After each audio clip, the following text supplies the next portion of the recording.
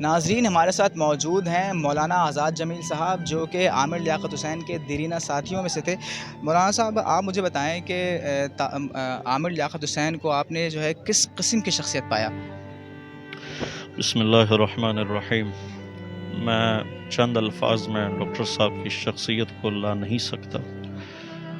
وہ لامحدود شخصیت تھی۔ ان کے پاس الفاظ کا ذخیرہ اتنا تھا کہ الفاظ ختم ہو جاتے تھے، ان کا کانٹینٹ ختم نہیں ہوتا تھا۔ ان کی فصاحت اور بلاغت، ان کی تھکن، ان کے مشن کو کبھی نہیں نظر انداز کر سکی۔ میں نے ایسا شخص نہیں دیکھا تھا۔ میں نے ان کی خلوت دیکھی، میں نے ان کی جلوت دیکھی، میں نے ان کو اللہ کے آگے اس قدر گڑ گڑاتا روتا دیکھا ہے کہ شاید میں نے کسی کو دیکھا ہو۔ میں نے اس شخص کے اندر ایسا دل پایا جو دل شاید کسی میں تھا، ایسا حوصلہ جو شاید کسی میں تھا۔ مولانا صاحب، جب سے انتقال کی خبر آئی ہے عامر لیاقت حسین کی، تب سے سوشل میڈیا کے اوپر ایک بات گردش کر رہی ہے کہ جو سوشل میڈیا نے رویہ رکھا، جو صارفین نے، جو لوگوں نے رویہ ان کے ساتھ رکھا، شاید اس نے کہیں ان کو کسی قسم کے ذہنی تناؤ کا شکار کیا، اور یہی ڈپریشن شاید ان کو جو ہے وہ اس نہج تک لے کے آیا۔ کیا کہتے ہیں جس کی وجہ سے انہوں نے تنہائی اختیار کی؟ لیکن ڈاکٹر صاحب مایوس ہو کے اس دنیا سے گئے۔ ڈاکٹر صاحب اس قدر اس قوم سے جو درد ان کو ملا، شاید وہ درد برداشت کرنے کے قابل نہ تھا۔ شاید وہ غم، وہ صدمہ جو ان کو ملا اپنوں سے بھی اور غیروں سے بھی، جس طرح انہیں ستایا گیا، جس طرح انہیں رلایا گیا، اور جس انداز کے ساتھ سوشل میڈیا نے ان کی تذلیل کی، اور یہاں تک کہ پہنچایا کہ وہ اس زندگی سے ہی ہاتھ دھو بیٹھے، تو میرے خیال میں ڈاکٹر صاحب اگر معاف کر بھی دیں، اور انہوں نے معاف کر دیا تھا، اور میں جانتا ہوں ڈاکٹر صاحب معاف کرنے والے انسان تھے، انہوں نے تو اپنے ساتھ برا کرنے والوں کو بھی معاف کیا، تو اچھا کرنے والوں کو کون بھول سکتا ہے۔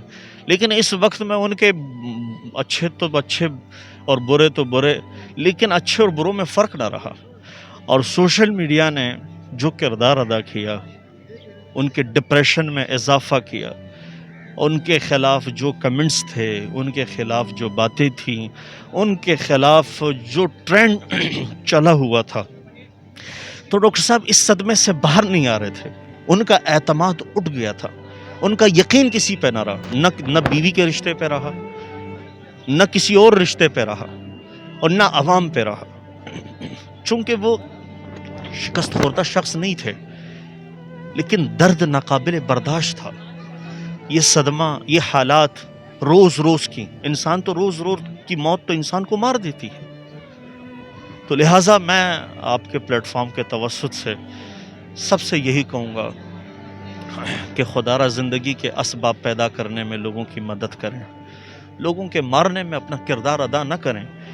اب کوئی یہ نہ سوچے کہ وہ گھر میں بیٹھا ہوا ہے اور اس کے ایک کمنٹ نے کس کا گھر اجاڑا، کس کا گھر بنایا، کس کو زندگی کی سانسیں بخشیں ایک کمنٹ نے، اور ایک کمنٹ نے اور ایک ویڈیو نے کسی کی زندگی کی اس قسم کی خوبصورت زندگی کا اس انداز کے ساتھ خاتمہ کیا۔ تو میں کہتا ہوں کہ ہم اس پر مجرم ہیں، اور اگر یہ چلتا رہا تو ہماری قوم میں کوئی آگے نہیں آئے گا۔ اچھا مولانا صاحب، آپ تھوڑا سا اس بارے میں بتائیے کہ آپ کا ان کے ساتھ کتنا پرانا، کتنا دیرینہ ساتھ تھا، اور آخری ملاقات آپ کی کب ہوئی، اور کوئی ایسا واقعہ جو ذہن میں آپ کے آ رہا ہو جو ان کے ساتھ ہو، کوئی خوشگوار واقعہ جو آپ ناظرین کے ساتھ شیئر کرنا چاہیں ہمارے؟ دیکھیں، ڈاکٹر صاحب کے ساتھ میرے لاتعداد لامحدود واقعات ایسے ہیں جس کو اگر میں بیان کروں تو شاید ناقابل یقین ہو، لیکن کچھ ایسے واقعات ضرور ہیں جسے میں کبھی بھلا نہیں سکتا۔ وہ ہمیشہ میرے ساتھ رہیں گے، وہ ہمیشہ میرے پاس رہیں گے، اس لیے کہ انہوں نے مجھے اپنا بھائی، اپنا دوست، اور ہمارے استاد وہ تھے لیکن وہ ہمیں استاد کہتے تھے، تو وہ ہمیں رہبر اور رہنما کہتے تھے، لیکن اصل میں وہ خوبیاں ان کے اندر خود تھیں۔ تو واقعات کو اگر دیکھا جائے، ان کی زندگی کے پہلوؤں پر اگر میں روشنی ڈالوں اور میں یاد کروں کہ کون سا پہلو ان کا ایسا تھا جسے میں آج اردو پوائنٹ کو بتا سکوں کہ ڈاکٹر صاحب ایسے تھے، لیکن کچھ واقعات ایسے ہیں جنہیں میں وقت آنے پر ضرور کہوں گا، اور وہ واقعات ایسے ہیں جو عوام کے سامنے آئیں گے، وہ ایک قسم کا راز بھی ہے اور ایک قسم کی امانت بھی ہے۔ تو میں کچھ ایسے واقعات جو ان کے ساتھ رہنما ہوئے ہوں، جن میں کہیں بیٹھے اٹھے، کھایا پیا، پروگرام کیا، بیٹھے، مذاق ہوا، ان چیزوں سے ہٹ کر کچھ حقائق ہیں جو میں صرف اردو پوائنٹ کو ضرور دوں گا۔ لیکن آج کے دن کے بعد، آج جس موقع پہ ہم سب جمع ہیں، یہ موقع بہت درد کا ہے، بہت غم کا ہے۔ جس کا سب کچھ ختم ہو جائے، اس کے پاس کیا ہے؟ جس کے پاس کچھ نہ ہو، اس کے پاس رہتا کیا ہے؟ اور جس کے پاس اتنی بڑی قوم ہو اور وہ فرد غموں کے مارے مر جائے، تو میرے خیال میں ہمیں بھی ڈوب کے مرنا چاہیے۔ آپ کا بھی دیرینہ تعلق رہا عامر لیاقت صاحب کے ساتھ، آپ کوئی واقعہ ذہن میں آئے کو شیئر کرنا چاہیں؟ دیکھیں، میں اور مولانا صاحب ان کے قریبی دوستوں میں، بھائیوں میں تھے، اور ساتھ ہمارا اٹھنا بیٹھنا یہ ساری چیزیں تھیں۔ برعکس اس کے کہ ہمیں یہ پتہ ہے کہ ہمیں جب انہیں منانا ہوتا تھا اور جب وہ تھوڑا سا غصہ ہو جاتے تھے تو ہم کہتے تھے ڈاکٹر صاحب ہم آپ کے یہاں نہاری کھانے آ رہے ہیں، تو وہ جس قدر بھی غصے میں ہوتے تھے اور ناراض ہوتے تھے وہ کہتے تھے آ جائیں۔ تو پچھلے 4-5 روز سے مولانا صاحب اور میری بڑی کوشش تھی کہ ہم جائیں اور ان کو کسی طریقے سے ملیں، اور ملنے کے بعد یہی جو کہ ہمیں پتہ تھا کہ وہ ڈپریشن میں ہیں، کسی طریقے سے ان کو باہر لے آئیں۔ اور وہ پھر ہمیں یہ اندازہ تھا کہ وہ آج کل کے اندر اسلام آباد جانا چاہ رہے ہیں، پھر وہاں سے آگے حج کی تیاری ہے۔ مولانا صاحب سے بھی انہوں نے کہا کہ آپ حج کی تیاریاں سٹارٹ کریں اور انشاءاللہ چلتے ہیں۔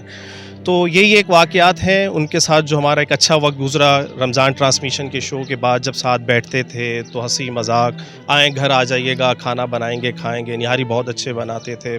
اور باقی تو ان کی جتنی بھی تعریف کی جائے کم ہے، اور یہ ایک بہت بڑا لاس ہے۔ مجھے انہوں نے بہرحال پرسنلی کہا تھا کہ آپ یہ جو ابھی آپ مولانا صاحب سے بات کر رہے تھے کہ یہ جو سوشل میڈیا ہے اس نے جو میری پرائیویسی کو جو ہے نا بڑا نقصان دیا ہے۔ تو بذات خود وہ وزیر اعظم کے بہت زیادہ کلوز تھے عمران خان صاحب کے، تو وہ چاہتے تو یہ سارا کچھ رکوا سکتے تھے، بند ہو جاتا۔ تو میں بس یہی ریکویسٹ کروں گا کہ یہ جو ویڈیو چل پڑی ہیں اور آگے کوئی ایسا اور واقعہ نہ پیش آئے، تو یہ اس طرح کے سائبر والے ابھی ایکٹیو ہوں، ایف آئی اے والے بھی ایکٹیو ہوں، اور اس پہ کوشچنس لگا دیا جائے اگر اس طرح کی ویڈیو اپلوڈز ہوتی ہیں تو وہ نہ ہو، جیسے کہ اسٹرائک کالز ہو جاتی ہیں اور اس طریقے سے ہو جاتی ہیں۔ یہ ان کا میسیج تھا جو میری پاس امانت تھا آپ لوگوں کو دینے کے لیے، تو یہ ضرور آپ لوگ پہنچائیے گا۔ Thank you. Thank you, thank you. ایک واقعہ جو ایسا ہے میں لازمی کہوں گا، چونکہ وہ ان کی زندگی اور لاسٹ جو ان کا سیاسی کیریئر تھا اس کے بڑا قریب تھا۔ واقعہ ایسا تھا کہ جس دن میری شادی تھی اسی دن ڈاکٹر صاحب نے پاکستان تحریک انصاف میں شمولیت کی، اسی دن۔ اور میرا جو ولیمہ تھا وہ آئی تھنک 10 بجے کے قریب تھا۔ ڈاکٹر صاحب خان صاحب کے ساتھ 9 بجے پریس کانفرنس کر رہے تھے۔ تو اب میں نے ان کو میسج کیا، میں نے کہا ڈاکٹر صاحب اگر آپ نہیں آئیں گے تو پھر میں بھی کبھی نہیں آؤں گا۔ تو ان کا واپس میسج آیا کہ پریس کانفرنس جو تھی وہ ہونی تھی 11 بجے، میں لے کے آیا ہوں 8 بجے تاکہ میں آپ کے پاس آ جاؤں، تو میں ایسا چھوڑ نہیں سکتا۔ تو آپ دیکھ سکتے ہیں میرے پاس وہ ویڈیوز موجود ہیں، جس ڈریس میں وہ وہاں موجود تھے خان صاحب کے ساتھ اسی ڈریس میں وہ وہیں فوراً پہنچے۔ اور اس سے آگے کی چیز بتاؤں، محبت کی انتہا اتنی تھی کہ پورا سیٹ ٹرانسمیشن کا چھوڑ کے میرے حوالے کر دینا، تو سب کو لگتا تھا کہ یہ بندہ ہے کون جو پورا سیٹ ان کے حوالے کر کے ڈاکٹر صاحب چلے جاتے ہیں۔ تو اعتماد دیکھیں۔ اور اس کے بعد ہوا کیا کہ میرے بچوں کے نام بھی ڈاکٹر صاحب نے رکھے، ذوالقرنین آزاد، دعا آزاد، جو ان کی بیٹی ہے دعا، اس کے نام پہ میری بیٹی کا نام رکھا دعا آزاد، پھر ایک چھوٹا ہونین آزاد اس کا نام، یہ سب اونیر ہے۔ تو یقیناً اس قسم کی چیزیں ہیں کہ میں اگر بتا دوں تو میں فرد کو کیسے بتاؤں کہ وہ کیسی شخصیت تھی۔ میں ایک انسان، میرا دل چاہتا ہے میں پاکستانیوں کو پکڑوں اور کہوں کہ بھائیوں تمہیں ایسا رونا چاہیے جیسے اچھے بھائی کو کھو کے رونا ہوتا ہے، تمہیں ایسا رونا چاہیے جیسے ایک شفیق استاد کو رونے کے بعد، کھونے کے بعد انسان روتا ہے، اس کی کیفیت ہوتی ہے۔ ہم نے ایک ایسے ہی انسان کو کھویا ہے۔ تو لہٰذا یہ وقت ہم سے اس چیز کا تقاضا کرتا ہے کہ ہم آئیے بڑھ چڑھ کر جس کام کو ڈاکٹر صاحب نے سر انجام دیا تھا، وہ بہترین سوشل ورکر تھے، بہترین اینکر تھے، بہترین مذہبی اسکالر تھے، اور وہ بہترین سیاسی انداز کے ساتھ چلتے تھے۔ اب آدمی جیسے چلے، جس طرح چلے، ہر آدمی کی ویسی سوچ، لیکن اس وقت ان کا جو ہم پر ایک قرض ہے وہ یہی ہے کہ ہم سب ان کے حق میں دعا گو ہوں اور اللہ سے دعا کریں کہ اللہ ان کی مغفرت فرمائے، اور ہمیں اس قسم کے جو ہیرے اور نگینے تھے ان سے محروم نہ کرے، اور ہمیں ان جیسی شخصیت کا لازمی نعم البدل عطا فرمائے۔